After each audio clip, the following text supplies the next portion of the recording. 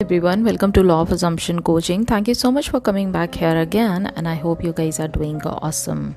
All right, so आज मैं again एक नया टॉपिक आप लोगों के लिए लेकर आई हूँ और ये टॉपिक ना काफ़ी ज़्यादा लोगों को हेल्प करेगा.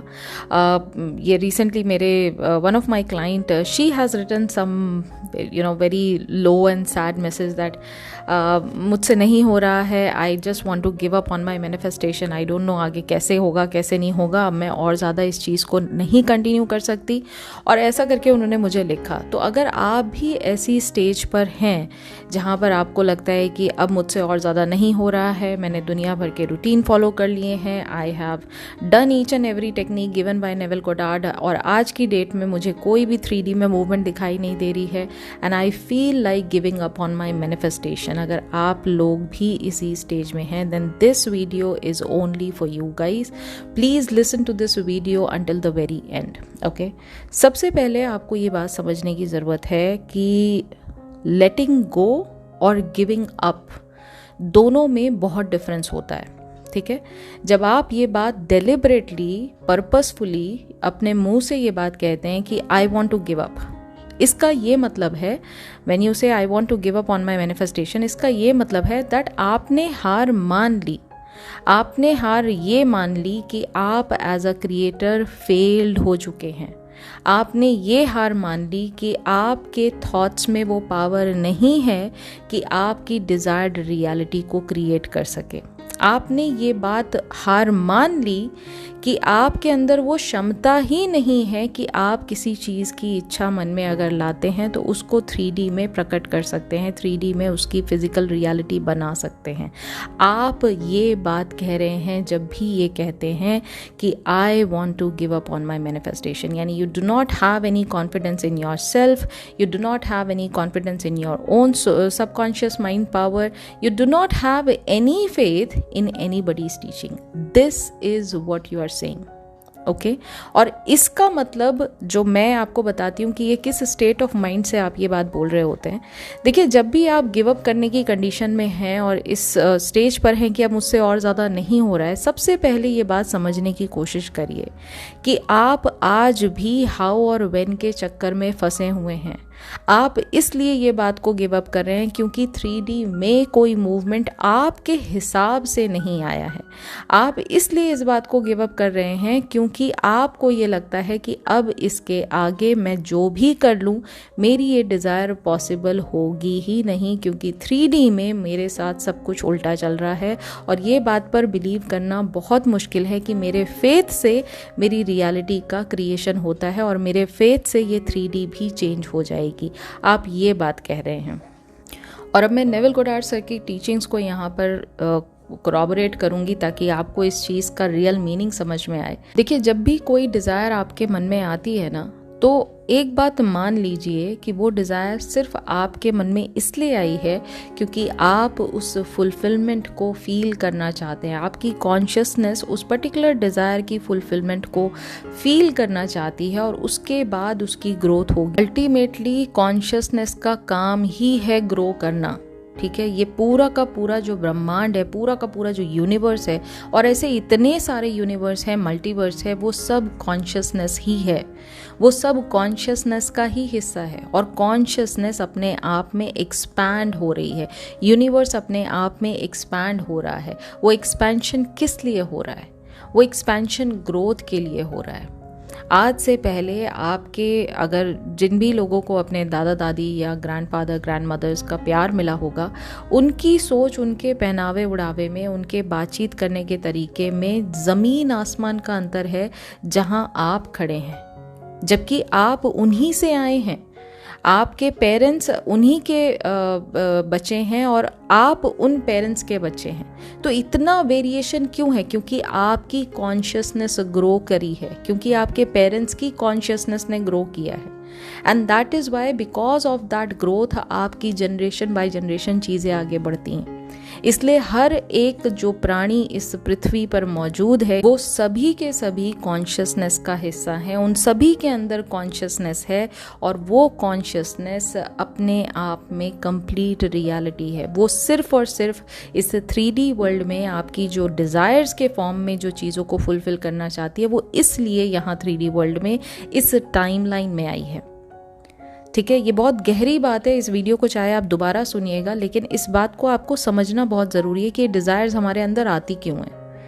ओके, अब अगर आपको ये बात समझ में आ गई कि मेरे अंदर ये डिज़ायर आई है तो इसका मतलब इसका फुलफिलमेंट भी मेरे को महसूस करना है, तभी मेरी लाइफ में ग्रोथ आगे बढ़ेगी, तभी मैं इस पर्टिकुलर डिज़ायर से आगे कुछ बड़ा देख पाऊंगा या देख पाऊंगी। ओके, अब आप जो नेविल गोडार्ड सर ने जो समझाया उसके बारे में भी समझ लीजिए। नेविल गोडार्ड सर ने ये कहा है, क्रिएशन इज ऑलरेडी फिनिश्ड। इसका क्या मतलब है? इसका मतलब ये है कि अगर किसी डिज़ायर का फुलफिलमेंट आपको महसूस करना है, आप इतने ज़्यादा पोटेंशियल रखने वाले कॉन्शियसनेस का हिस्सा हैं जो सिर्फ आंखें बंद करके अगर उस डिज़ायर की फुलफिलमेंट को महसूस करना चाहे तो वो कर सकता है। यानी इमेजिनेशन में आपकी सारी की सारी डिज़ायर्स का फुलफिलमेंट आप एडवांस में देख सकते हैं। आपके अंदर इतना बड़ा जादू है, आप इतना बड़ा मैजिक होल्ड करते हैं। ओके, तो इसीलिए कहा गया है कि जिस भी डिज़ायर को आपके अंदर अगर वो उसने जन्म लिया है, आपके अंदर वो जन्मी है, वो डिज़ायर ऑलरेडी एग्जिस्ट करती है। हम एक टाइमलाइन का हिस्सा नहीं है। हमारे जैसे पैरेलल यूनिवर्स में दुनिया भर की रियलिटी साइमल्टेनियसली एक ही सिचुएशन में चल रही होती हैं। अब ये आपके ऊपर है उस टाइमलाइन के किस रिजल्ट को आप एक्सेप्ट करते हैं। इसलिए मैं बार बार आप लोगों से कहती हूँ कि जिस फिजिकल वर्ल्ड में आप रह रहे हैं उसमें जो टाइमलाइन में 3D में आपको दिखाई दे रहा है, अगर वो आपके हिसाब से नहीं है तो प्लीज़ उसको एक्सेप्ट करना बंद कर दीजिए। आप सिर्फ आंखें बंद करके उस रियलिटी को एक्सेप्ट करिए, उस रियलिटी को महसूस करिए जिस रियलिटी में आपके हिसाब से एंड रिजल्ट आ रहा है, क्योंकि वो रियलिटी ऑलरेडी एग्जिस्ट करती है, वो ऑलरेडी एंड रिजल्ट ऑलरेडी मौजूद है। आपको इस बात की चिंता करनी ही नहीं है कि इसका क्रिएशन मैं करूंगा कैसे या करूंगी कैसे, क्योंकि वो एंड रिजल्ट ऑलरेडी किसी टाइमलाइन में एग्जिस्ट करता है। समझने की कोशिश करिए। आप अगर इसको मैं थोड़ा बहुत लेमन लैंग्वेज में आप सभी को समझाती हूँ। एक मान के चलिए एक गेम है, ठीक है, और आप उस गेम के ओनर हैं, एक क्रिएटर हैं आप उस गेम के, ठीक है, जिसको क्या पावर है, जिसको पावर ये है कि भाई आपको जो भी खाने का मन है ना, एक रेस्टोरेंट है, वहाँ पर सब चीज़ें अवेलेबल हैं। आपसे ये कहा गया है कि आपको जो भी खाने का मन है आप सिर्फ उसको इमेजिन करिए, उसका टेस्ट इमेजिन करिए और वो चीज़ आपके सामने अपने आप आ जाएगी। आपका काम क्या है? आपको सिर्फ 2 चीज़ों पर ध्यान देना है। पहली चीज़ ये कि आपको ये क्लैरिटी होनी चाहिए कि आपको चाहिए क्या, और दूसरी चीज़ ये कि आप उसके एंड रिजल्ट को अगर पाना चाहते हैं तो उसको महसूस करने के लिए अपनी इमेजिनेशन का इस्तेमाल करिए, एंड दैट्स इट। आपके अलावा जो इतना बड़ा रेस्टोरेंट जो खुला हुआ है, जिसके अंदर सारे के सारे दुनिया भर के शेफ जो हैं वो मौजूद हैं और हर तरह की चीज़ वो बनाने के लिए सक्षम हैं और कम से कम समय में आपके लिए वो चीज़ प्रोड्यूस करने के लिए वो तैयार हैं, आप ही की सर्विस के लिए बैठे हैं वो। आपको सिर्फ इतना करना है कि आपको इस बात का एहसास होना ज़रूरी है कि मुझे एक्चुअली क्या चीज़ चाहिए लाइफ में। आपको इस बात का एहसास होना ज़रूरी है कि जिस डिज़ायर के पीछे मैं भाग रही हूँ, जब मैं उसका फुलफिलमेंट महसूस करती हूँ इमेजिनेशन में, तो मुझे लिटरली सैटिस्फैक्शन मिलता है। ये बात आप ही को क्लैरिटी लेकर आनी है अपने माइंड में। बाकी तो वो रेस्टोरेंट अपने आप में इतना कैपेबल है कि आप जो चाहो, जितना चाहो, जैसे चाहो, आपको वो चीज़ अवेलेबल करके वो दे सकता है। लेकिन इन 2 चीज़ों पे कितने लोग हैं जो टिकते हैं, आप मुझे ये बताइए। तो सबसे पहली बात आपको ये समझना ज़रूरी है कि क्रिएशन आपको करने की ज़रूरत नहीं है, क्रिएशन ऑलरेडी मौजूद है एक दूसरी टाइमलाइन में, वो पैरेलल रियलिटी में वो ऑलरेडी एग्जिस्ट करता है। आपको सिर्फ आंख बंद करके ये 3D को इग्नोर करके उस 3D को एक्सेप्ट करना है जहाँ ये रियलिटी जो आप इमेजिन कर रहे हैं ये एग्जिस्ट कर रही है। वहाँ पर आपके एसपी जो हैं वो आप ही के हैं, वहाँ पर जो आपको जॉब चाहिए वो आपको मिल चुकी है, वहाँ पर जिस अमाउंट के पीछे आप भाग रहे हैं वो ऑलरेडी आपके पास है, बल्कि उससे बहुत ज़्यादा है। Are you understanding? आप उस रियलिटी को एक्सेप्ट क्यों नहीं कर रहे हैं? हमें हर चीज़ को 3D रियलिटी में 5 सेंसेस के द्वारा दिखाया जाता है। आप कुछ समय के लिए अपने 5 सेंसेस को कंट्रोल नहीं कर सकते क्या? प्रॉब्लम यहाँ है, प्रॉब्लम 3D रियलिटी में नहीं है। मैं बार बार जो कहती हूँ और समझाती हूँ सभी लोगों को कि 3D रियलिटी तो अपने आप में डेड रियलिटी है। उसको आप दोष देके क्या पा रहे हो, मुझे ये बताओ। आपको अपने आप पर फेथ नहीं है, इसमें 3D रियलिटी की क्या गलती है? आपको अगर अपनी जो सबकॉन्शियस माइंड है उसकी काबिलियत पर फेथ नहीं है तो इसमें 3D रियलिटी की क्या गलती है, या यूनिवर्स की क्या गलती है, मुझे बताइए आप। Try and understand. There is a reason why it has been said that it is you who's the creator of your reality. It is you who's the God of your reality. क्योंकि आपके ही द्वारा हर चीज़ का creation होता है। आप जैसा चाहते हो 3D रियलिटी में, ये 3D रियलिटी आपके लिए वो रेस्टोरेंट है जहाँ पर जो चाहो जैसा चाहो आप उस डिश का लुत्फ़ उठा सकते हो, मज़ा उठा सकते हो। लेकिन उसके लिए आपको क्लैरिटी तो होनी चाहिए ना कि आपको क्या चाहिए, और आपको इस बात का एहसास होना चाहिए कि मुझे जो क्लैरिटी मिल चुकी है उसका फुलफिलमेंट मुझे इमेजिनेशन से पहले एक्सपीरियंस करना है। जब वो आप एक्सपीरियंस करते हैं अपने इमेजिनेशन से, तब यूनिवर्स में आपके द्वारा दिया गया वो जो ब्लूप्रिंट है, जिसमें आप फाइनल स्टेज जो पहुंच चुकी है, जहां फाइनल एंड सीन जो है वो आपके हिसाब से चल रहा है, वो एंड सीन यूनिवर्स में पहुंचता है। और यूनिवर्स उस ब्लूप्रिंट के हिसाब से कि अच्छा ठीक है, ये पर्टिकुलर आपने सपोज करो, मैं रेस्टोरेंट का एग्जांपल दे रही थी, सपोज करिए आपको चॉकलेट फज खाने का मूड है, ठीक है। तो चॉकलेट फज देखने में कैसा होता है, उसकी रेसिपी क्या है, वो कौन सा शेफ है उसके काबिल जो बना के आपको जल्दी से देगा। ये यूनिवर्स का काम है कि वो हाउ और व्हेन में घुसे और हाउ और व्हेन में से आपके लिए बेस्ट ऑफ द बेस्ट चीज़ सामने लेकर आए और आपके सामने 3D में उसको फिजिकल तौर पे प्रेजेंट करे। ये आपका काम नहीं है, ठीक है। तो ये तो बात हुई गिविंग अप ऑन मैनिफेस्टेशन को एक्सप्लेन करने की। अब बात आती है लेटिंग गो को एक्सप्लेन करने की। लेटिंग गो का मतलब गिविंग अप नहीं होता है। लेटिंग गो का मतलब ये होता है कि ये डिज़ायर मेरी थी, I claim this desire to be mine, इस डिज़ायर को मैंने क्लेम किया, ये मेरे अंदर उत्पन्न हुई है, इसका फुलफिलमेंट अपने मैंने इमेजिनेशन में देखा है, इसके उस खुशी के एहसास को मैंने फील किया है, जो एंड सीन था मैंने उसको महसूस किया है, और इतना सेटिस्फैक्शन मुझे मिला है कि अब एज अ क्रिएटर मेरा काम यहाँ आके ख़त्म हो जाता है। मुझे चिंता करने की ज़रूरत नहीं है, क्योंकि मुझे ये बात पता है कि क्रिएशन मेरे द्वारा होता है, और उस क्रिएशन का जो मेजर हिस्सा है वो फीलिंग और इमेजिनेशन है। तो अगर मैंने फील किया है उस इमेजिनेशन में देख के कि मेरा फुलफिलमेंट कैसा एहसास दिलाता है मुझे, दैट मीन्स ये क्रिएशन ऑलरेडी हो चुका है। अब मुझे सिर्फ फेथ रखना है और इंतज़ार करना है अपने उस यूनिवर्स रूपी रेस्टोरेंट में से बेस्ट शेफ़ का, जो मेरे सामने इस मेरे ब्लूप्रिंट का जो मैंने नतीजा बनाया है एंड सीन का, वो मेरे सामने प्रेजेंट करे। आपका लेट गो का मतलब ये होता है कि आप उस पर्टिकुलर डिज़ायर को लेकर अब चिंता में नहीं हैं। आप इस बात को मानते हैं कि अगर मैं इमेजिन कर पा रहा हूँ या कर पा रही हूँ तो इसका मतलब ये ऑलरेडी 3D में एग्जिस्ट करेगा। ये कहीं ना कहीं क्योंकि करता है एग्जिस्ट, इसको सिर्फ मुझे पैरेलल लेके अपने साथ अपने 3D रियलिटी में उसको मैच करना है अपने फाइनल थॉट्स के साथ। ये जो डिफरेंस है ना, ये आप लोग नहीं समझ पा रहे हैं। या तो लेट गो लोग करते हैं तो उनको समझ में आता है कि बस इसका मतलब, तो वो घबराते हैं लेट गो करने से कि इसका मतलब हमें दोबारा डिज़ायर के बारे में सोचना नहीं है, इसका मतलब हमें अपने एसपी के बारे में दोबारा नहीं सोचना है, इसका मतलब अपने ड्रीम को दोबारा कभी सोच नहीं सकते हैं। नहीं, ऐसा बिल्कुल नहीं है। ये बात मैं हर Q&A में ऑलमोस्ट एक ना एक क्वेश्चन ऐसा आता है जिसको मैं हमेशा एक्सप्लेन करती हूँ इस तरह से कि आप जब उस फाइनल स्टेज पे पहुंच चुके हैं जहां आपको वो मेंटल सेटिस्फैक्शन मिल गया, तो अब आप उसको क्रेव थोड़ा करेंगे बार बार, आप उसको याद करेंगे एक अच्छी मेमोरी के तौर पे कि हाँ ये चीज़ मैंने खाई थी, मुझे कितना मज़ा आया था उस दिन। आप उसको अच्छी मेमोरी के तौर पे याद करेंगे, आप उसको क्रेव थोड़ा करेंगे। और दोनों में सबसे बड़ा जो डिफरेंस है वो यही है जब आप गिविंग अप वाली स्टेज पर होते हैं, ये आप क्लियर करते हैं कि I am still in the wanting stage, आप अभी भी डिज़ायर को, आई वॉन्ट माई डिज़ायर, आप इस स्टेट ऑफ माइंड में हो।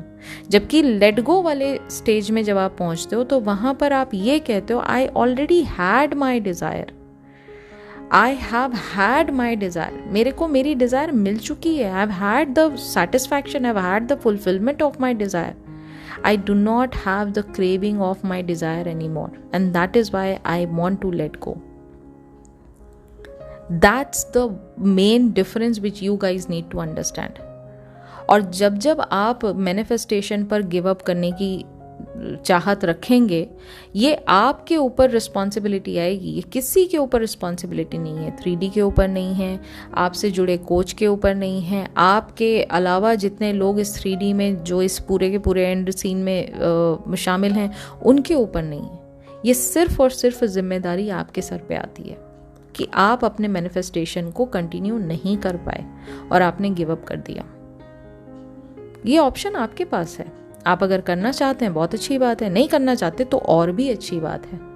मैंने आपको दोनों सिनेरियो बता दिए और इन दोनों ऑप्शन में से आप चूज क्या करते हो ये कंप्लीटली आपका कॉल है। इतनी लिबर्टी आपको दी है ऊपर वाले ने कि आप चूज करिए आपको अपनी लाइफ में क्या चाहिए। आपको ये गिव अप करने वाला एटीट्यूड रखना है या आपको नेवर डाइंग एटीट्यूड रखना है, आपको नॉट गिविंग अप वाला एटीट्यूड रखना है अपने आप के साथ और अपनी मैनिफेस्टेशन के साथ।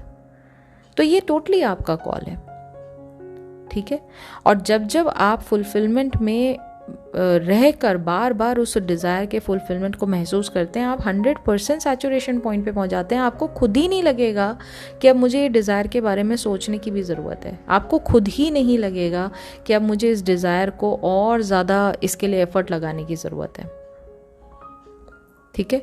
तो मैं सिर्फ आपसे यही कहना चाहती हूँ कि जब जब आप इस कंडीशन में आए, थोड़ा ठहराव लेकर आइए अपनी लाइफ में। जिस तरह से आप लोगों की लाइफ में, जितना मेरे पास मैसेजेस आते हैं, मैं उन लोगों की बात कर रही हूँ, I am not talking about everyone, लेकिन जितनी उथल पुथल आप लोगों ने अपनी ज़िंदगी में बना रखी है ना, जब तक आप ठहरेंगे नहीं, जब तक आपके अंदर वो गंभीरता नहीं आएगी, आपके मैनिफेस्टेशन में भी ऐसे ही उतार चढ़ाव आते रहेंगे। तो अपने आप की ताकत को पहचानिए, अपने आप को पहचानिए और उसके बाद इस जर्नी पर एक सर उठा के चलने वाली जर्नी है, ये सर झुका के चलने वाली मैनिफेस्टेशन की जर्नी नहीं है कि हमारे तो हाथ में ही नहीं है कुछ भी, हमारे तो बस की नहीं है कुछ भी। ये एटीट्यूड मत रखिए प्लीज़। मुझे शर्मिंदा होना पड़ता है, मैं ऐसी वीडियो जब बनाती हूँ तो मुझे अंदर से शर्मिंदगी महसूस होती है कि मैंने जिनको टीच किया, या मैं यहाँ इतने दिनों से वीडियो बना रही हूँ, जो लोग मेरी बातें सुनते हैं, जिन्होंने भी नेविल गोडार्ड सर को पढ़ा है और मैनिफेस्टेशन को एक्चुअली समझा है, वो जब ये ऐसी बातें करते हैं तो मुझे लगता है एज कोच मैं फेल हो गई, या कहीं ना कहीं मुझे थोड़ा सा और ज़्यादा बुरा लगता है कि नेविल गोडार्ड सर ने कितने डीप लेवल पे सब कुछ समझाया है, और फिर भी मुझे ऐसा लगता है कि कहीं ना कहीं वो भी एज अ मेंटोर वो कहीं ना कहीं फेल हुए हैं कि लोग उनकी बात को समझ नहीं पा रहे हैं। तो चीज़ों को थोड़ा गहराई से समझिए। सरफेस लेवल की चीज़ें समझने से और everything at the snap of your life आप अगर सोचेंगे ना, चीज़ें आ जाएंगी, तो वो आपके अंदर धीरता गंभीरता नहीं लेकर आ रहा है, वो कैरेक्टर आप बिल्ड नहीं कर रहे हैं, और वो कैरेक्टर बिल्ड होना बहुत ज़रूरी है। मैंने बार बार कहा है ना कि क्रिएटर के साथ अथॉरिटी नहीं, क्रिएटर के साथ एक रिस्पॉन्सिबिलिटी भी आती है, और उस रिस्पॉन्सिबिलिटी को निभाने की जिम्मेदारी सिर्फ और सिर्फ आपकी है। Okay, so yes, with this I am going to end this video. और जाने से पहले मैं एक बात और कहना चाहूँगी, वो सभी नए लोगों को जो मेरे से व्हाट्सएप पे जुड़ना चाहते हैं, मेरे से कोई कोचिंग सर्विसेज लेना चाहते हैं, तो पहली बात तो मैं आपसे ये कहना चाहूँगी कि मेरा व्हाट्सएप नंबर सिर्फ व्हाट्सएप बिजनेस के लिए है। वहाँ मैं किसी भी Q&A का आंसर नहीं दे पाऊँगी, मेरा स्केड्यूल बहुत टाइट रहता है।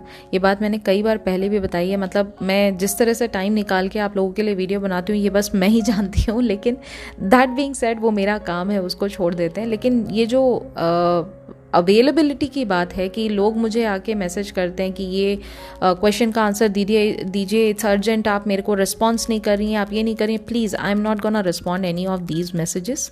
ये बात मैंने क्लियरली आप लोगों से विद ड्यू रिस्पेक्ट सभी लोगों को समझाया था कि मेरा व्हाट्सअप नंबर व्हाट्सअप बिजनेस के लिए है, वहाँ पर Q&A के आंसर्स आपको नहीं मिलेंगे। अगर आपको क्वेश्चंस मुझसे पूछने हैं, अब मैं आज डालूंगी Q&A का पोस्ट, आप वहाँ पर मुझसे क्वेश्चन पूछ सकते हैं, कल मैं उसका वीडियो बनाऊंगी।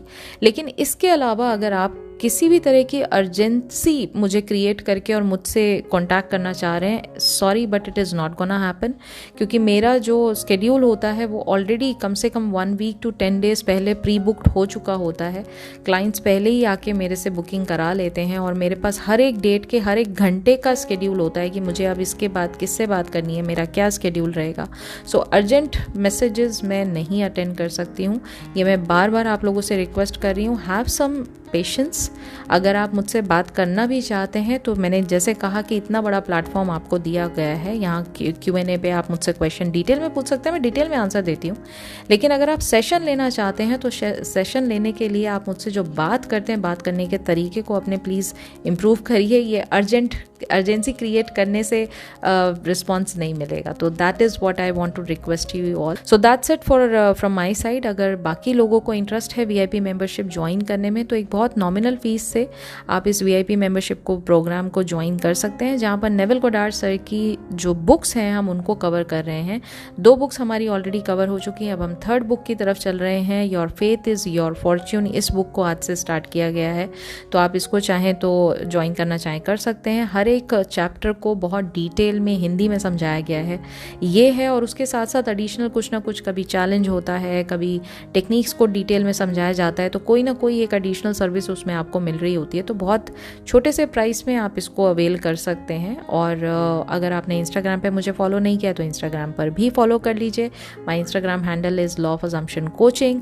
और अगर आपको आज की वीडियो पसंद आई, आज की ये जो डेप्थ में मैंने बातें समझाई हैं आप लोगों को, अगर ये अच्छा लगा तो प्लीज़ वीडियो को लाइक ज़रूर कीजिएगा। इस बात की गहराई अगर आपको अच्छे से समझ में आई तो वीडियो को लाइक करके मुझे कमेंट में लिखकर ज़रूर बताइएगा कि आज की वीडियो से आपने टेक अवे क्या लिया। अब मैं बहुत जल्दी मिलूंगी कल Q&A की वीडियो के साथ। तो इस Q&A में क्वेश्चंस को ढंग से लिखिएगा प्लीज़, अच्छे से इंस्ट्रक्शन पढ़ के अपने क्रिस्प और पॉइंट टू पॉइंट क्वेश्चंस को लिखिएगा। एक क्वेश्चन पूछेगा, क्वेश्चन का आंसर ज़रूर मिलेगा। पुराने टॉपिक से क्वेश्चन मत लीजिएगा, नए टॉपिक्स को जो भी आप यहाँ लिखेंगे उनको मैं ज़रूर रिस्पॉन्ड करूँगी। सो दैट्स इट, मिलती हूँ कल, तब तक अपना ख्याल रखिए एंड हैप्पी मैनिफेस्टिंग।